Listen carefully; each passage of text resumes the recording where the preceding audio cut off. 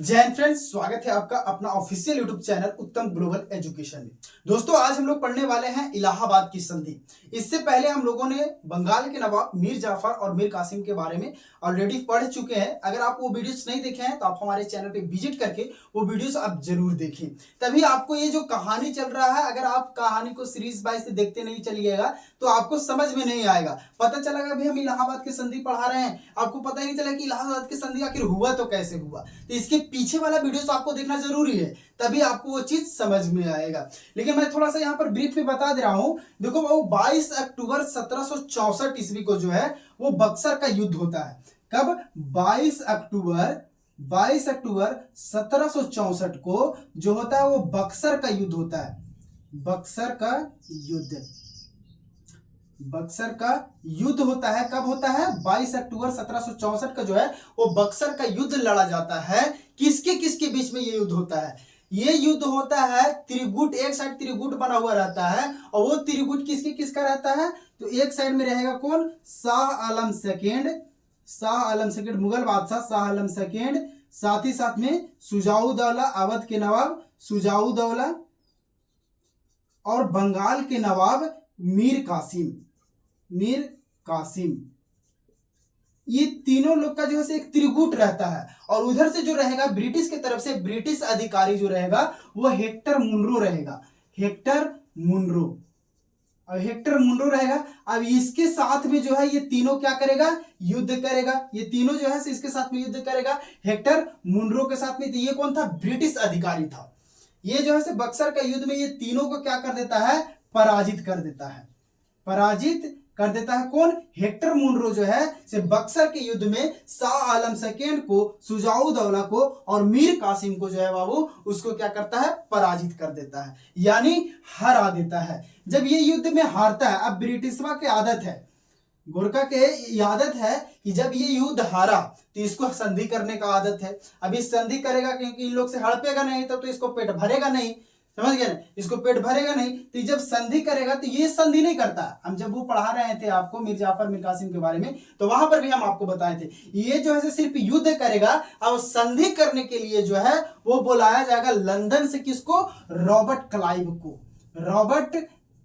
को। अब ये रॉबर्ट क्लाइव कहां से आता है? लंदन से आता है। क्या करने के लिए? संधि करने के लिए। अब कौन सा ये संधि करेगा? वही करेगा ये इलाहाबाद की संधि। कब? 1765 में। तो अब हम लोग देखेंगे क्या चीज? इलाहाबाद की संधि जो 1765 में जो है British governor general Robert Clive द्वारा किया जाता है, ये तीनों के साथ में। तो अब अपना एक हेडिंग बना लो और उसमें लिखो इलाहाबाद की संधि, कॉमा दे करके आप ब्रैकेट में लिख लेना 1765। इस प्रकार से इलाहाबाद की संधि कब हुआ बाबू? 1765 में। 1765 में जो है इलाहाबाद की संधि होता है। अब किसके किसके बीच में ये इलाहाबाद की संधि हुआ ये जानना जरूरी है। इलाहाबाद की संधि हुआ थी किसके किसके बीच? जब बक्सर का युद्ध में जो हारा होगा वही उसी के बीच में हुआ होगा। तो बक्सर के युद्ध में कौन कौन हारा था? तब यहाँ पे हम एक क्या बना लेते हैं? चार्ट बना लेते हैं। चार्ट के जरिए आपको समझ में आएगा। चीज को एकदम ध्यान से सुनते जाना है बाबू, इधर उधर भटकने की जरूरत नहीं है। एकदम रंगारंग कार्यक्रम चलने वाला है, ठीक है? तो ये जो है यहाँ पर हम बना लेंगे क्या? एक चार्ट बना लेते हैं। यहां पर होगा किसके किसके बीच में ये संधि होगा? ब्रिटिश के बीच। ब्रिटिश करेगा किसके किसके साथ में, वो चीज हम लोग देखेंगे। ये जो ब्रिटिशवा है किसके किसके साथ में इलाहाबाद की संधि करेगा? तो सबसे पहले जो करेगा किसके साथ में करेगा? मुगल बादशाह, मुगलिया के साथ में करेगा। उसके साथ में किसके साथ में फिर करेगा? अवध के नवाब के साथ में करेगा। अवध के नवाब के साथ में करेगा। उसके बाद किसके साथ में करेगा? और करेगा बंगाल के नवाब के साथ में। बंगाल के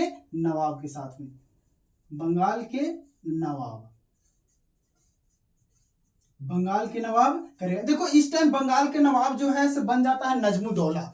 1765 में जो है गद्दी पर नजमुद्दौला बैठ जाता है, बंगाल का नवाब बन जाता है।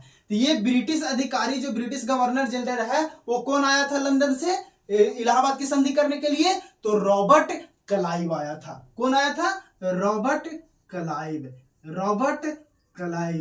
एकदम ध्यान से सुनते चलना है, एकदम कहानी है, एकदम सीरीज में एकदम सब के सब अभी दिमाग में घुस जाएगा। तो लंदन से किसको बुलाया गया था इलाहाबाद की संधि करने के लिए? तो रॉबर्ट क्लाइव को बुलाया। तो मुगल बादशाह कौन था? शाह आलम सेकेंड। बुढ़ावा शाह आलम सेकेंड, शाह आलम सेकेंड या द्वितीय भी कह सकते हो। अवध के नवाब कौन था? जी यही ससुरा ये दोनों के शरण दिया था, दोनों को मिर्गा सिम्हा को भी शरण, बगल के नवाब को भी शरण दिया था और शाह आलम के सेकंड के भी शरण दिया था। तो अवध के नवाब कौन था? शुजाऊ दौला। आपको हम पीछे में बताए थे। तो अवध का नवाब कौन? शुजाऊ दौला, शुजाऊ दौला। अब यहाँ पर बंगाल के नवाब मीर कासिम नहीं रहेगा। बंगाल का नवाब उस टाइम 1765 में जो है गद्दी पर बैठ जाता है नजमू दौला, नजमू दौला। नजमू दौला जो बन गया वो बंगाल का नवाब बन गया। अभी ससुर जो है कौन? रॉबर्ट क्लाइव किसके किसके साथ में संधि करेगा? तो शाह आलम सेकेंड के साथ में संधि करेगा, शुजाऊ दौला के साथ में संधि करेगा और नजमू दौला के साथ में संधि करेगा। यहाँ पर दो डेट आपको बताया जाता है, वो डेट आप ध्यान में रखना। 12 अगस्त को जो है वो जो से रॉबर्ट क्लाइव जो है शाह आलम सेकेंड और नजमू दौला के साथ में संधि करेगा। वहीं पर 16 अगस्त को जो है वो जो है रॉबर्ट क्लाइव जो है शुजाऊ दौला के साथ में संधि करता है। ये दो डेट आप अपना ध्यान में रखना, ठीक है। अब यहाँ पर जो है रॉबर्ट क्लाइव जो है, ये रॉबर्ट क्लाइव पहुंचेगा किसके पास में? सबसे पहले जाएगा इसके पास में। किसके पास में जाएगा? शाह आलम के सेकेंड के पास में, बुढ़वा के पास में। सब दांत तो झड़ गया था यार, तोतला हो गया था, ताऊ ताऊ करता था। तो इसके पास में गया कौन? मुगल बादशाह शाह आलम के सेकेंड के पास गया कौन? Robert Clive. अब इसके पास गया तो इसके पास जाते के साथ में कहा कि का हाल चाल बा दादू, का हाल चाल बा? ठीक ठाक बा, बढ़िया से बड़ा? तो बोले कि हाँ बाबू ठीक ठाक बा। डर के मारे ऐसे बुढ़ा गया था, थर थर थर थर कांप रहा होगा। तो इसके पास गया रॉबर्ट क्लाइव और रॉबर्ट क्लाइव का किया जाते के साथ में कहा कि चाचा तू हमरा जो है उड़ीसा, सॉरी बंगाल, सीरीज में इसे रहेगा बंगाल, बिहार और उड़ीसा। बंगाल, बिहार और उड़ीसा, ये 3 क्षेत्र जो है ना चाचा दादा वो हमरा दे दे तू।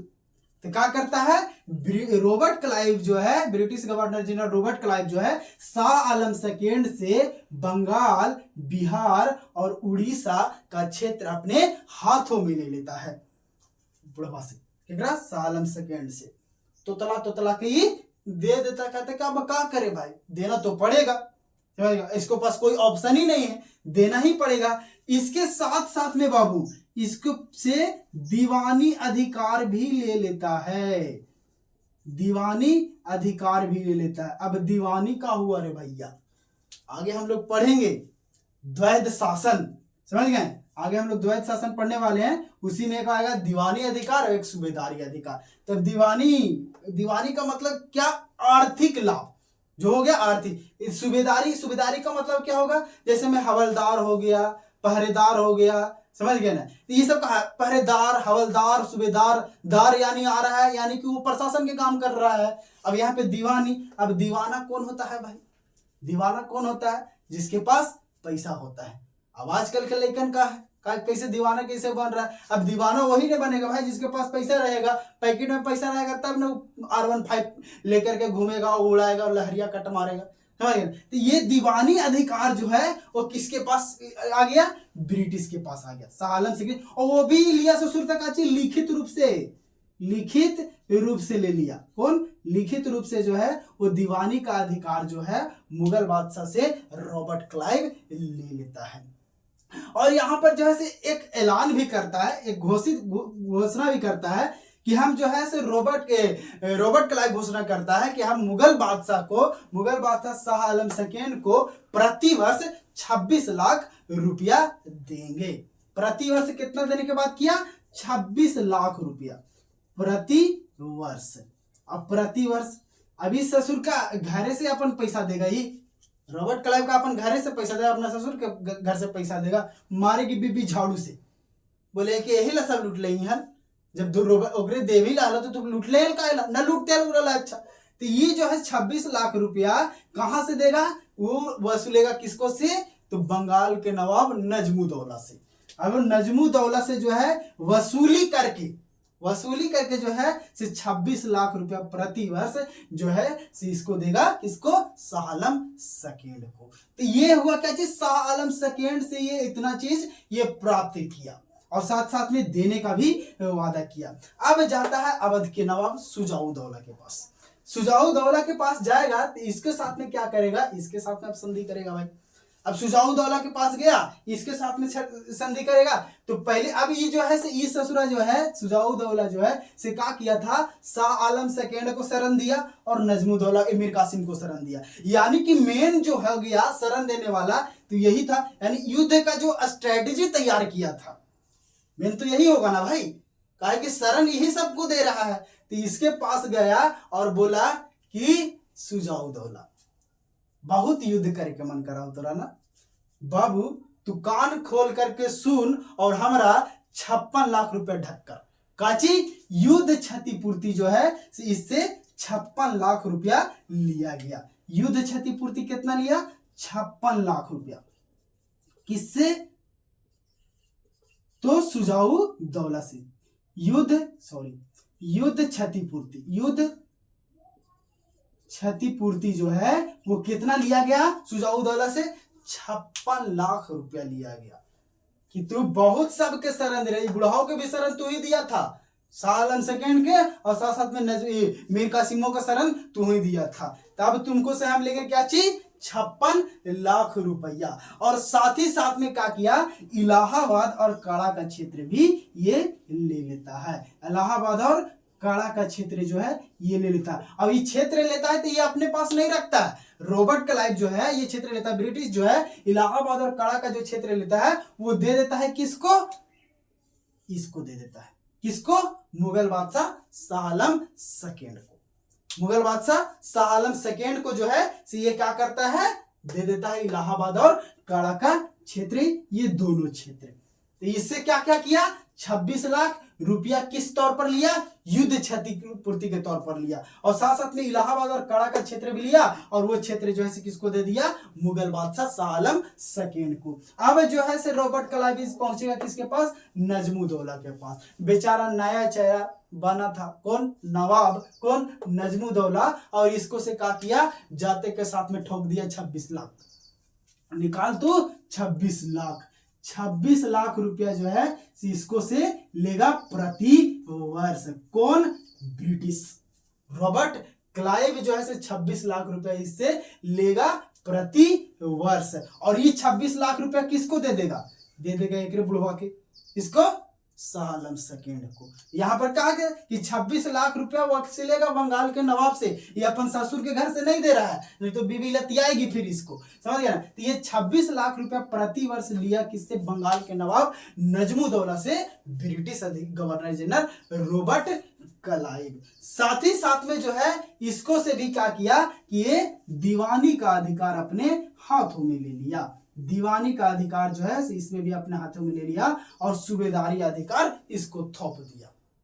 यानी कि पैसा वाला जो है माल वाला जो भू राजस्व जितना भी आएगा ना सब हम रखेंगे और वहां पर जो सेना रहेगा उसको तू रखना। अब जो सेना है भाई, सेना के तू अब रख ले है तो पैसा तो देना पड़ेगा। अब आप पढ़ रहे हो, पढ़ किस लिए रहे हो, नौकरी लेंगे, और नौकरी लेंगे तो मेन मोटिव क्या है, पैसा कमाना ना यार। तब अब बिना पैसा के फ्री काम करवावे तो कोई करेगा नहीं करेगा। तो इसको सूबेदारी का अधिकार किसको दे दिया, नजमुद्दौला को दे दिया। इसी से देखते हुए ये बात को पता चलता है, इस बात को पता चलता है कि जो इलाहाबाद के संधि के माध्यम से जो है बंगाल में जो है द्वैध शासन का शुरुआत होता है। इलाहाबाद की संधि के माध्यम से जो है बाबू बंगाल में क्या चीज, द्वैध शासन का शुरुआत होता है। बंगाल में द्वैध शासन, बंगाल में द्वैध शासन का शुरुआत होता है, शुरुआत होता है। अब द्वैध शासन कहने का मतलब क्या चीज, कि जो दीवानी अधिकार रहेगा वो किसके पास, ब्रिटिश के हाथों में चला जाएगा और जो सूबेदारी अधिकार रहेगा वो रहेगा क्षेत्रीय शासक के पास। जिस जहां जहां पर वो जाएगा, जहां जहां पर उसका अपना साम्राज्य विस्तार की स्थिति चला रहे नीति साम्राज्य विस्तार की नीति चला ही रहा था, तो जहां जहां पर उसका साम्राज्य स्थापित करेगा वहां पर उन क्षेत्र शासकों को क्या करेगा, सूबेदारी का अधिकार दे दे। यानी कि बंगाल में जो है शुरुआत कर दिया, क्या चीज का शुरुआत पहले कहां किया था, बंगाल में किया था। कोई चीज द्वैध शासन का शुरुआत जो है बंगाल में कर दिया गया इस संधि के माध्यम से, क्योंकि हर कोई इसे क्या कर रहा था, दीवानी का अधिकार जो था वो अपने हाथों में ले रहा था, दीवानी का अधिकार अपने हाथों में ले रहा था, और जो है वो सूबेदारी का अधिकार जो है वो दे रहा था क्षेत्रीय शासक के पास। तो इस प्रकार से जो है बंगाल में जो है द्वैध शासन का शुरुआत होता है। वहीं पर आगे चल करके जो है बाबू 1772 में जो है वॉरेन हेस्टिंग्स के द्वारा ये जो है द्वैध शासन को समाप्त भी कर दिया जाता है 1772 में। अब ध्यान से सुनना, हम लिखते कम है, बोलते थोड़ा ज्यादा है, तो आपको ध्यान से थोड़ा सुनना पड़ेगा कि हम क्या क्या पॉइंट बोल रहे हैं, तो आपको नोट डाउन करते चल जाना है, ठीक है। ताकि मेरे पास थोड़ा बोर्ड छोटा है, इसी कारण से हम ज्यादा लिख नहीं पाते हैं, लेकिन हम हर पॉइंट आपको समझाने का प्रयास करते हैं, समझ गए। तो ये जो 1772 में जो है वो क्या किया, वॉरेन हेस्टिंग्स जो है द्वैध शासन को बंगाल से समाप्त कर दिया 1772 में।